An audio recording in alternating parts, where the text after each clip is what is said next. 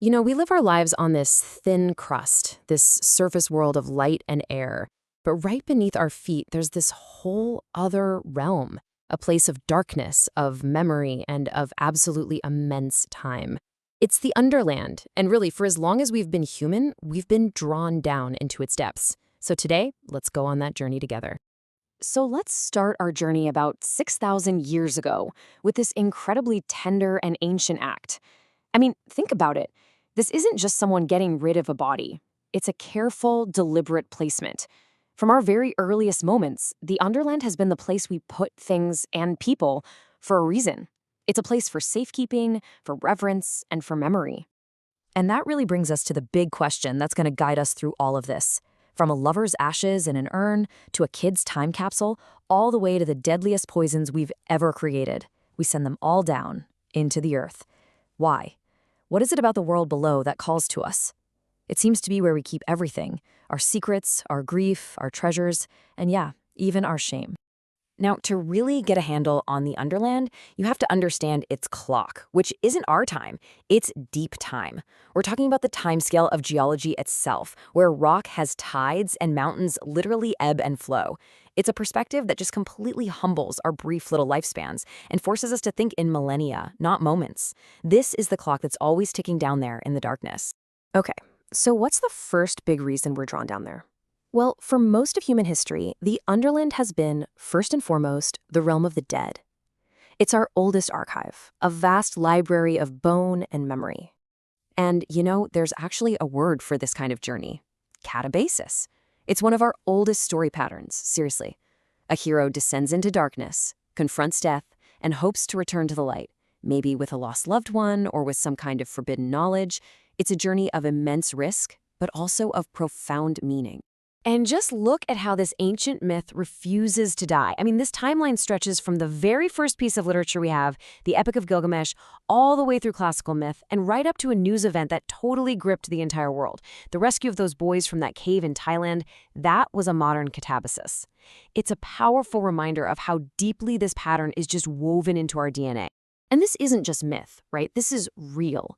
Beneath the city of Paris lies a literal city of the dead.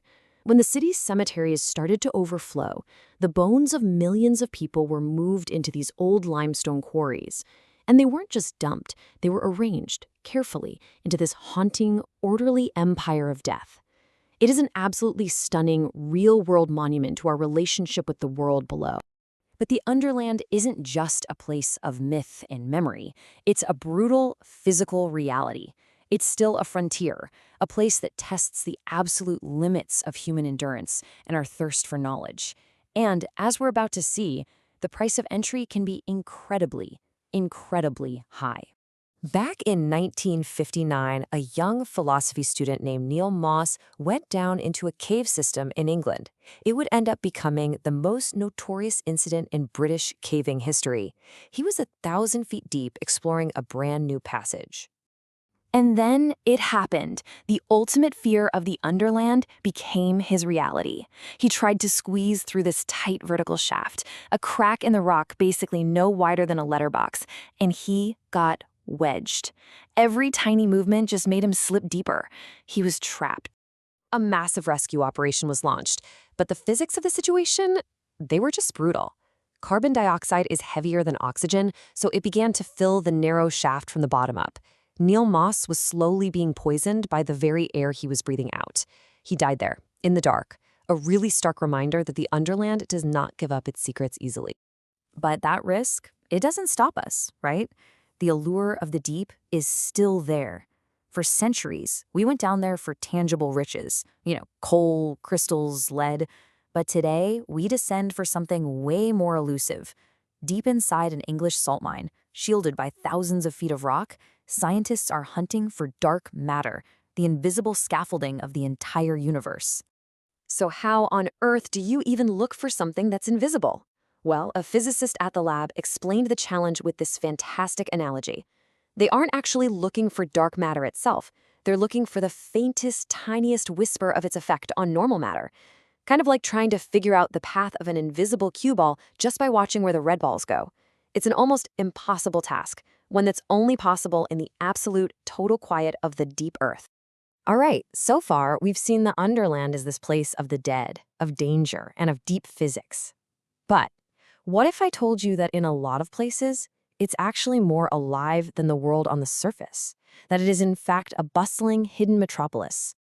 Get this, it's called the Wood Wide Web, and it's a revolutionary discovery. See, beneath the forest floor, these vast networks of fungi link the roots of individual trees, even trees of totally different species. And through this network, they can send nutrients, water, even warning signals to each other. So a forest isn't just a collection of individual trees, it's a single, interconnected superorganism. And this connection even happens above ground. When two branches grow into each other and fuse, the scientific term is enosculation. And I just love this detail from the source. It comes from the Latin word for to kiss, so it literally means to kiss. It's such a beautiful, poetic way to describe this intimate connection between trees. So the big takeaway here is we need to completely rethink what a forest is. It's not just what we see above ground. As the anthropologist Anna Singh puts it, it's a busy social space. A city lies under your feet, a vibrant, cooperative, and deeply social world hidden just inches below the soil. And this brings us to our final, and maybe the most unsettling part of our journey. We've seen how we use the Underland to store our past. Now we're using it to entomb our future. And the legacies we're choosing to bury down there will outlast anything humanity has ever built. 10,000 years. That is the minimum amount of time that a high-level nuclear waste repository has to be designed to stay secure. Just let that sink in. That's twice as long as the entire span of recorded human history.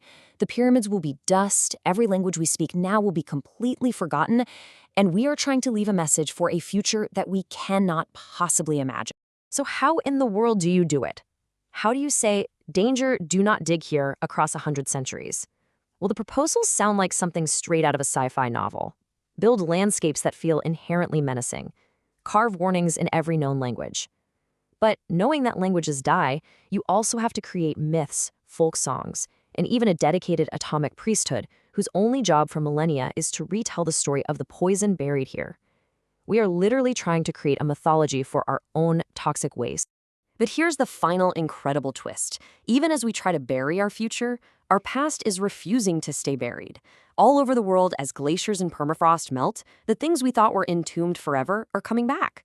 There's a secret Cold War base in Greenland, Camp Sentry, complete with its nuclear waste, abandoned under the ice. Everyone just assumed it would be preserved for eternity. Well, now, it's melting out. Our planet's fever is unearthing our ghosts. And so that's where we're left. Our journey started with an ancient burial, a gesture of love and memory, and it ends with us, today, still burying things for pretty much the same reasons, to protect what we cherish and to hide what we fear. The scale has changed, of course, from a single swan's wing to a mountain filled with atomic poison. But the act itself, it's the same. So looking into that darkness of deep time, the ultimate question is, what story are we choosing to bury for those who will come after us?